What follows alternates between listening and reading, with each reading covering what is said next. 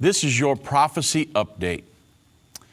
How Paul Romer is already stirring the pot as the World Bank's new chief economist.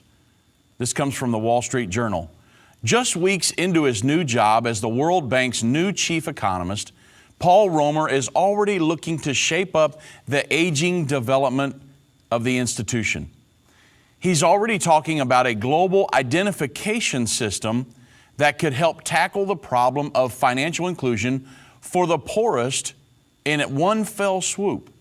Mr. Romer also sees potential for adapting India's Aadhaar biometric identification number globally as a way to help bring the estimated 2 billion people around the world into the financial system.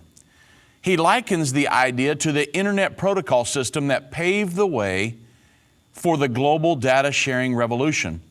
For many of the world's poorest, getting a bank account is a huge hurdle because of the lack of documentation. Well, he goes on to state that it's an amazing way to empower citizens. He envisions the World Bank adopting its own template that could be applied in countries across the globe.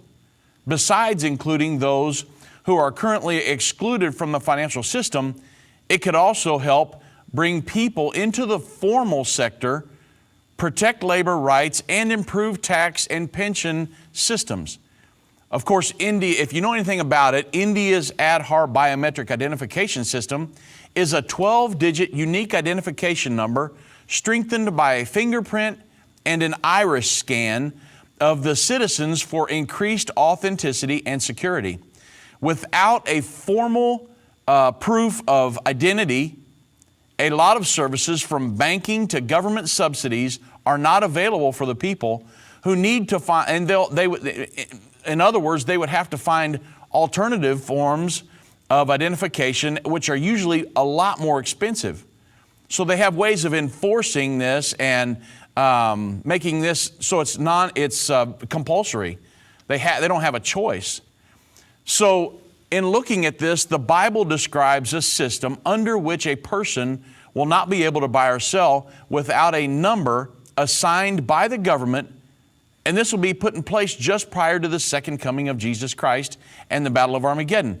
Revelation 13, 16 through 18, which is commonly referred to as the mark of the beast. This is the system that will be set up.